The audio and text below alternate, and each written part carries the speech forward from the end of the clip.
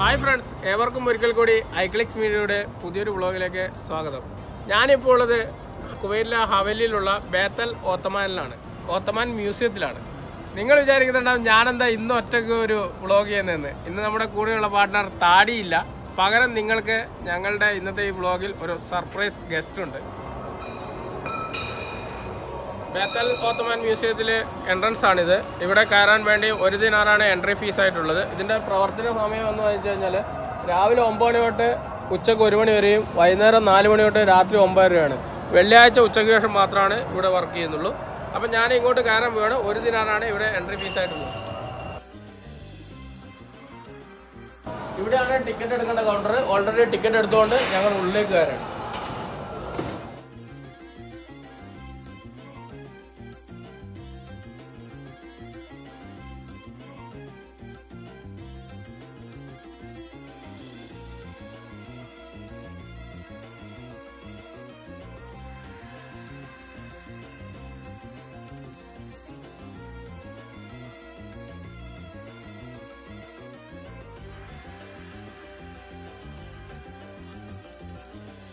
ഞാൻ നിങ്ങളോട് വീഡിയോയുടെ തുടക്കത്തിൽ പറഞ്ഞിട്ടുണ്ടായിരുന്നു ഞങ്ങളുടെ കൂടെ ഇന്നൊരു സെലിബ്രിറ്റി ആയിട്ടുള്ള ഒരു വ്യക്തി നമ്മുടെ ഗസ്റ്റ് ആയിട്ടുണ്ട് എന്നാണ്. ഇത് ആരാന്ന് വെച്ചാൽ റേഡിയോ മിർച്ചിയിലെ RJ നിൽച്ചയാണ്. എന്തുണ്ട്? നമ്മുടെ ഒരു കുവൈറ്റിലെ ഒരു പ്രോഗ്രാമിന് വേണ്ടി വന്നതാണ് നിൽച്ച. നമ്മുടെ വീഡിയോക്ക് വേണ്ടിയിട്ട് ഇവിടെ നമ്മുടെ ഈ മ്യൂസിയത്തിൽ നമ്മൾ കാണാൻ വേണ്ടി ഇന്ന് വീഡിയോ പകർത്താൻ വേണ്ടി വന്നപ്പോൾ നമ്മുടെ കൂടെ യാദൃശ്യമായിട്ട് കണ്ടുപിടിച്ചതാണ്. ഇപ്പോൾ കുവൈറ്റിൽ വന്നെത്തിയത് എൻ്റെ ചേച്ചിയുടെ ഒരു ഫിറ്റ്നസ് ക്ലബ്ബ് ഇവിടെ ആരംഭിച്ചിട്ടുണ്ട്, അബാസിയ എന്ന് പറയുന്ന സ്ഥലത്ത്, എലഗൻസ് ഫിറ്റ്നസ് ക്ലബ്ബ്. അപ്പോൾ അതിൻ്റെ ഉദ്ഘാടനത്തിന് സമയത്ത് ചേച്ചി എടുത്ത് പറഞ്ഞു ഒന്നും കൂടെ വാങ്ങി ചോളെ, ഒന്നും കൂടെ വാ, പുള്ളിക്കാരിക്ക് എന്നെ എവിടെയെങ്കിലുമൊക്കെ കൊണ്ടുപോകണം, പ്രത്യേകിച്ച് പുള്ളിക്കാരുടെ കൂട്ടുകാരൊക്കെ ഒന്ന് കാണിക്കണം. അങ്ങനെ ഞാനിവിടെ വന്നപ്പോൾ നമ്മൾ യാദൃശ്ചികമായിട്ട് ഓൾറെഡി എനിക്ക് അറിയായിരുന്നു ഇവർ ഐക്ലിക്സ് മീഡിയയിലൂടെയൊക്കെ വലിയ പേരെടുത്ത് വന്നുകൊണ്ടിരിക്കുന്ന ടീമാണെന്ന് നമുക്ക് ഓൾറെഡി അറിയായിരുന്നു. ആൻഡ് ഇന്ന് കുവൈറ്റിൽ വന്നിട്ട് ആൾക്കാരെല്ലാം പറയുന്നത് എൻ്റെ ചേച്ചിക്ക് പറഞ്ഞു ഇവിടെ ഒന്നും കാണാനില്ല എന്ന്. അപ്പം ഞാൻ വിചാരിച്ചു എന്തെങ്കിലുമൊക്കെ കാണാനില്ലാണ്ടിരിക്കും ഒരു രാജ്യത്ത് അല്ലേ, എന്തെങ്കിലും ഉണ്ടാവില്ലേ. അങ്ങനെ വന്നപ്പോഴാണ് ഇവിടുത്തെ ഒരു മ്യൂസിയം ഉണ്ട്. മ്യൂസിയത്തിനകത്തോട് വന്നപ്പോൾ ഇവരോട് ഷൂട്ട് ചെയ്യുന്നു. എന്നാൽ പിന്നെ ഞാനും ഉണ്ട് മുതലാളി. നമ്മുടെ ഒരു ഭാഗ്യമായിട്ടാണ് ഇന്ന് നമുക്ക് ഈ വീഡിയോ അല്ലേ കിട്ടിയിരിക്കുന്നത്. കാരണം എന്താ വെച്ചാൽ ഞാൻ ഇവിടെ വീഡിയോ എടുക്കാൻ വേണ്ടിയിട്ട് ആദ്യം ഉള്ളിലേക്ക് വന്നപ്പോൾ തന്നെ ആൾ ഇവിടെ കിടന്ന് കറങ്ങുന്നത് ഞാൻ കണ്ടായിരുന്നു. അതാണ് ഞാൻ ഫസ്റ്റ് ഇൻട്രോയിൽ ഞാൻ പറഞ്ഞ ഒരാളുണ്ടെന്ന്. TV ഷോകൾ എന്തെല്ലോ ചെയ്തിട്ടുണ്ടല്ലോ, അതിനെപ്പറ്റി കുറച്ച് വർഷം മുന്നെയാണ് കഥാപ്രസംഗം ചെറുതായിട്ട് പറയുമായിരുന്നു. കൈരളിയിൽ ഒരു ഷോ ഉണ്ടായിരുന്നു കഥ പറയുമ്പോൾ എന്ന് പറഞ്ഞിട്ട്, അതിലെനിക്ക് ഞാൻ റണ്ണറപ്പായിരുന്നു. പിന്നെ മിടുക്കി എന്ന് പറഞ്ഞിട്ടൊരു ഷോ ഉണ്ടായിരുന്നു മഴവിൽ മനോരമയിൽ, അതിൽ ഞാൻ ഫൈനലിസ്റ്റ് ആയിരുന്നു. അങ്ങനെ ചെറിയ എക്സ്പീരിയൻസ് ഒക്കെ. ആൻഡ് ഇപ്പോൾ ഒരു 5 വർഷമായിട്ട് RJ ആയിട്ട് ജോലി ചെയ്യുന്നു റേഡിയോ മിർച്ചിയിൽ. അങ്ങനെയാണ്. മാത്രമല്ല നമ്മൾ കണ്ണൂരാണ്, നമ്മുടെ ഒരു നാട്ടുകാരും കൂടിയാണ് കേട്ടോ, കണ്ണൂരുകാരാണ്. അതെ. അപ്പൊ നമുക്ക് അതിന്റെ ബാക്കി കാഴ്ചകൾ ഇവര് തുടങ്ങിയതേ ഉള്ളൂ, ഒന്ന് കണ്ടു കഴിഞ്ഞാൽ. അത് തുടങ്ങിയതുള്ളൂ. ഇവിടെ കുവൈറ്റ് എന്ന് പറയുമ്പോൾ ഇവർക്ക് കുറച്ച് ഹിസ്റ്ററി ഒക്കെ ഉള്ളതാണല്ലോ. അപ്പോൾ ഇവരുടെ കുറച്ച് എന്താണ് ഇവരുടെ പ്രത്യേകതകൾ എന്നൊക്കെ മനസ്സിലാക്കാൻ നമുക്ക് ഭാഷ അറിയത്തില്ലാത്തതുകൊണ്ട്, ഞാൻ അൽ നിൽജ എന്ന് സ്വയം പറയുന്നതല്ലാതെ ഭാഷ അറിയത്തില്ലാത്തതുകൊണ്ട് അറബികളുടെ അടുത്തൊന്നും ചോദിക്കാൻ പറ്റത്തില്ല. സോ നമ്മൾ വിചാരിച്ചു എന്നാൽ പിന്നെ ഓരോന്നൊക്കെ ഒന്ന് കണ്ടേക്കാം, എന്തെങ്കിലുമൊക്കെ ഹിസ്റ്ററി ആയിട്ട് ബന്ധപ്പെട്ട സംഭവങ്ങൾ ഇവിടെ ഉണ്ടാവും. അപ്പം നമുക്ക് കണ്ടു തുടങ്ങാം. Yes, come on.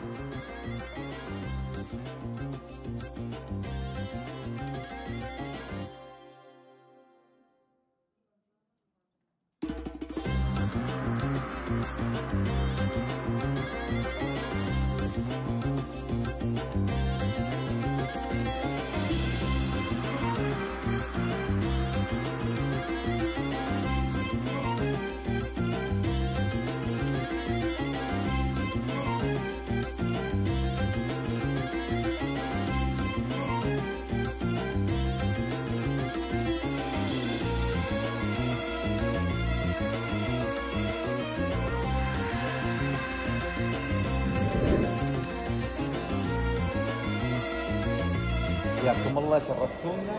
الله ومحمد وياكم. مع السلامه. باي باي. Very good movement. കാരണം ഇവരെങ്ങനെയാണ് നമ്മുടെ അടുത്ത് ബിഹേവ് ചെയ്യുന്ന സത്യം പറഞ്ഞാൽ എനിക്ക് അറിയണ്ടായിരുന്നില്ല. ബട്ട് യുനോ അവർ തന്നെ ഇങ്ങോട്ടേക്ക് വന്ന് നമ്മുടെ ഫോട്ടോ എടുക്കുന്നു, വീഡിയോ എടുക്കുന്നു. It's really nice. എല്ലാവരും ഒമാനിയാണ് അദ്ദേഹം.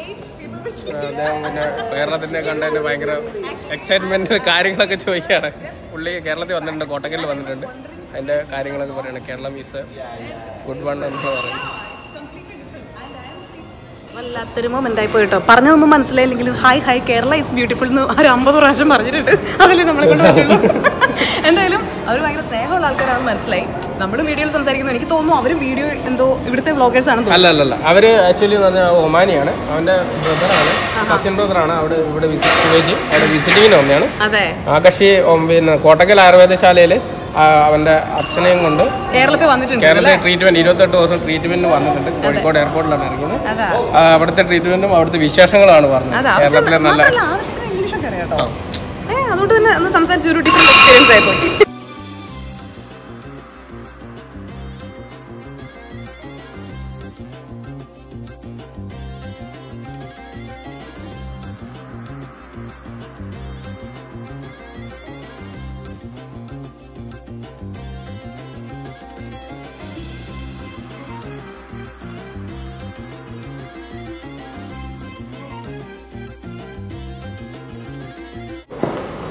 പാലസും കാര്യങ്ങളൊക്കെ പഴയ കാലത്തെ ഹിസ്റ്ററിയാണ്. ഒരു കാര്യം എന്ന് പറയുമ്പോൾ ഇന്ത്യയുമായിട്ട് നമ്മുടെ കുവൈറ്റിലൊരു ഭയങ്കരമായിട്ടുള്ള കണക്ഷൻസ് ഉണ്ട്. കാരണം ഒന്നാമത്തെ കാര്യം, നമ്മൾ റുപ്പീസ് സെക്ഷനിൽ പോയപ്പോൾ ഇന്ത്യൻ റുപ്പീസ് ഒക്കെയാണ് അവർ യൂസ് ചെയ്തതെന്ന് കണ്ടു. അത് കഴിഞ്ഞിട്ട് ഈ കയറ്റുമതി ചെയ്തിരുന്ന സാധനങ്ങളുമായിട്ടൊക്കെ ബന്ധപ്പെട്ടിട്ട് എല്ലാം നമ്മുടെ നാട്ടിൽ വന്നിട്ട് നമ്മളൊരു വില കൽപ്പിക്കാത്ത സാധനത്തിനൊക്കെ ഇവിടെ പൊന്നും വില. എന്തായാലും അങ്ങനെ ഒരു വലിയ റിലേഷൻ ഉണ്ട്. അതുപോലെ തന്നെ ഇവരുടെ ഇപ്പൊ പാലസിന്റെ കാര്യങ്ങളൊക്കെ പറഞ്ഞു. കൊട്ടാരത്തിലെ ചിത്രകാരന്മാരും അവരൊക്കെ മലയാളീസ് ഒക്കെയാണ് അത്രയും ആണല്ലേ. ഇതൊക്കെ ഒന്ന് കയറി കാണാൻ പറ്റുമായിരുന്നെങ്കിൽ അടിപൊളിയായിരുന്നു കേട്ടോ. പക്ഷെ അങ്ങോട്ടൊന്നും നമുക്ക് പ്രതീക്ഷിച്ചില്ല. അതിന്റെ ഡെമോ വേണമെങ്കിൽ നമുക്ക് കണ്ട് ആസ്വദിക്കാം. അതാണ്.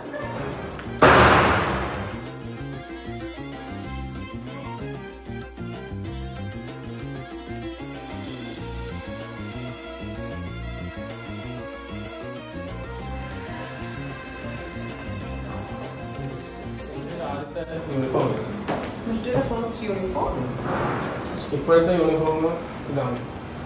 അതെ, ആ ഒരു ഏരിയ തന്നെ ഉണ്ടോ അവരൊരു പ്രത്യേക രീതിയിൽ ചെയ്തു വെച്ചിരിക്കുന്നത്. ഒരു ഗ്രീനിഷ്. എൻ്റെ അമ്മയെ AK-47 ഒക്കെ ഉണ്ട് വെറുതെ ഇരിക്കുന്നു. നീ AK-47 തൊട്ടില്ല എന്ന് വേണ്ട, അതേ തൊട്ടു.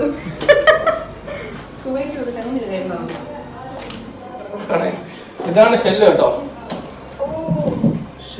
ബ്ലാസ്റ്റിംഗ് തന്നെയാണ്. പിന്നെ പൊട്ടിയതിന് ശേഷമുള്ള അവശിഷ്ടത്തുള്ളൂ.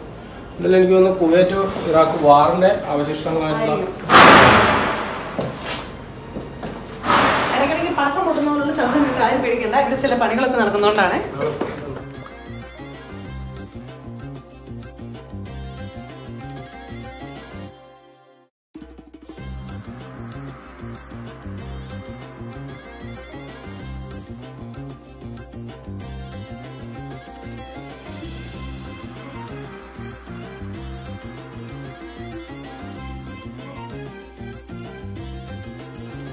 യുദ്ധത്തിന് ശേഷമുള്ള കുവൈറ്റിന്റെ വീടുകളുടെ ഒരു ചിത്രമാണ് ഈ കാണുന്നത്. അത് അതുപോലെ തന്നെ അവർ റീക്രിയേറ്റ് ചെയ്തിട്ട് ഇവിടെ കാണിച്ചിട്ടുണ്ട്.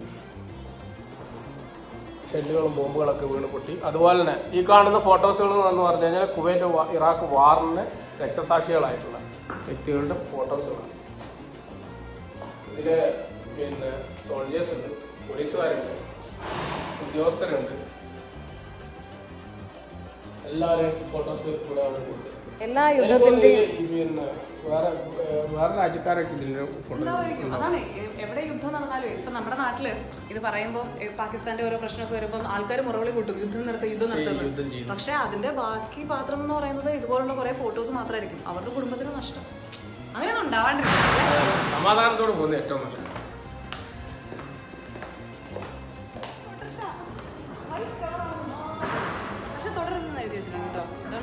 നാട്ടിലെ ഓട്ടോ ആണ്.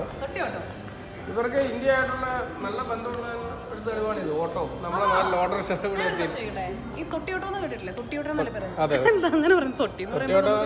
പുറകിൽ ഇങ്ങനെ ലഗേജ് അങ്ങനെ കെട്ടിക്കൊണ്ടാണ്. ചില വാക്കുകൾക്ക് കുറച്ച് കാലം കഴിയുമ്പോൾ അർത്ഥം ഇങ്ങനെ മാറും. ഇപ്പൊ നമ്മള് ഭയങ്കര തൊട്ടി എന്നൊക്കെ പറയുന്നത് ഭയങ്കര നെഗറ്റീവ് മീനിങ് ആയിരുന്നു. ഇപ്പൊ അത് പിന്നെ അടിപൊളി എന്ന വേർഡ് ഇപ്പൊ കാണുന്നില്ല. നെഗറ്റീവ് വേർഡ് ഇപ്പോൾ അത് പോസിറ്റീവ് വേർഡായി മാറി.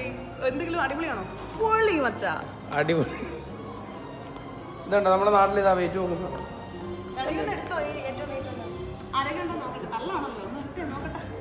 20 കിലോ ഉണ്ട്, വലിയ പാടാ.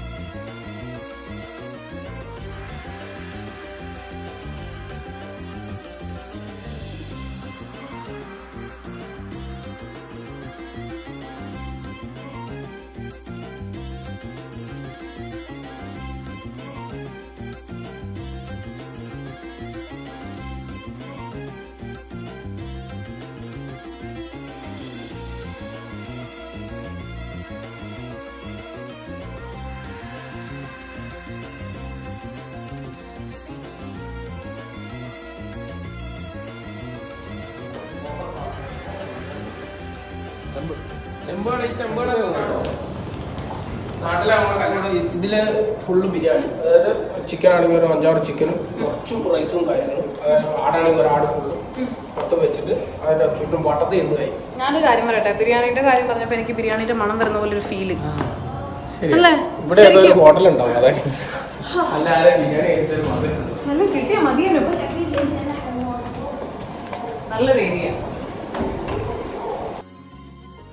ആ പാത്രങ്ങള് ഇവര് പിന്നെ ഗാവ എന്ന് പറഞ്ഞൊരു സാധനമുണ്ട്, ചായ പോലുള്ള സാധനമാണ്, അത് പിന്നെ എടുക്കാൻ വേണ്ടി യൂസ് ചെയ്യും. ഒഴിച്ചു വെക്കുന്നതായിരിക്കും അല്ലേ?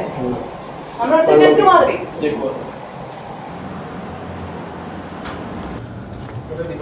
ഇങ്ങനെ കടലിൽ ഇങ്ങനെ ചായ ഗാവ ഇതെല്ലാം ഇങ്ങനെ ചൂടായിക്കൊണ്ടിരിക്കും. ബെഡ്റൂം, മണിയറ. ഇവരുടെ മണിയറ എന്ന് പറഞ്ഞു കഴിഞ്ഞാല് ഭയങ്കര ഒരു രാജകീയ പ്രൗഢിയായിരുന്നു. കല്യാണത്തിന് തലേന്ന് പോയിട്ടുണ്ട്. കാരണം കല്യാണത്തിന് നമുക്ക് അങ്ങനെ ഒരു അലൗഡ് കിട്ടില്ല. നമുക്കൊരു ആഗ്രഹമുണ്ട് ആക്ച്വലി നമ്മുടെ ഒരു ഫ്രണ്ടിന്റെ ആണ്. നമ്മളത് തലേന്ന് പോയി ജസ്റ്റ് ഒന്ന് വിസിറ്റ് ചെയ്ത് ഫുഡ് അടിച്ചിട്ട് പോകും. ഫുഡ് അടിച്ചു കാര്യം പറയേണ്ട ആവശ്യമില്ലല്ലോ, അതിനുവേണ്ടി കഴിക്കും പോവാ. കൊള്ളാം.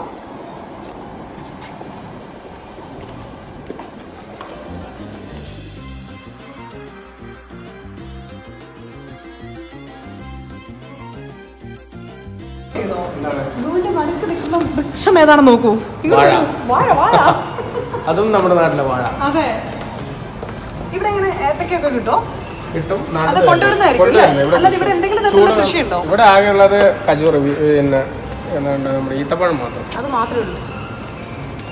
അപ്പം ഇവിടെ ശരിക്കും ഒരു സൂ ഉണ്ടെന്നല്ലേ പറഞ്ഞാൽ? സൂ ഉണ്ട് കുവൈറ്റില്. അവിടെ ഈ ഐറ്റംസ് ഒക്കെ ഉള്ളതാണോ? ഇല്ല, ഇത്ര ഐറ്റംസ് ഒന്നും ഇല്ല. കാരണം ഇവിടുത്തെ ചൂട് സഹിക്കാൻ ബുദ്ധിമുട്ടായിരിക്കും. പക്ഷെ അതുകൊണ്ട് തന്നെ പിള്ളേർക്ക് ഇതുപോലെ ഡെമോ എങ്ങനെ കാണാമെന്നുള്ളൊരു അതിന് വേണ്ടിയിട്ടായിരിക്കും കേട്ടോ. ഓയ്യോ, നമുക്കത് ആ സൈഡിലൊന്ന് പോയി നോക്കാം.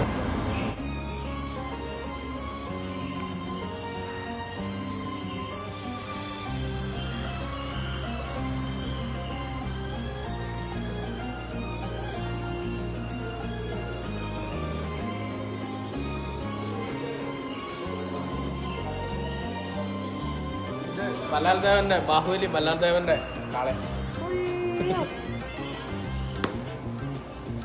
എന്തായാലും അടിപൊളി കാഴ്ചകളാണ്. എല്ലാ മൃഗങ്ങളെയും ഇതിനകത്ത് അവർ ഉൾക്കൊള്ളിച്ചിട്ടുണ്ട്.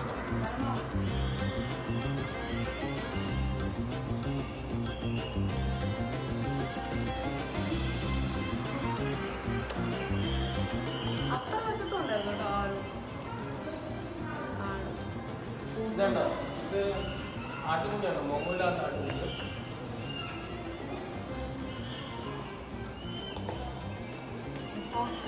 റാബിറ്റ് കാറ്റ്, മുയലും ആടും കിടാവും കൂടി കണ്ടു. അല്ല, 6 ലക്ഷം. കുറുപ്പാണോ ഇത്? എന്നാ കുഴപ്പമില്ല. ഓ, അതിന്റെ ഇരിപ്പ് കാണുമ്പോ തന്നെ നോക്ക്.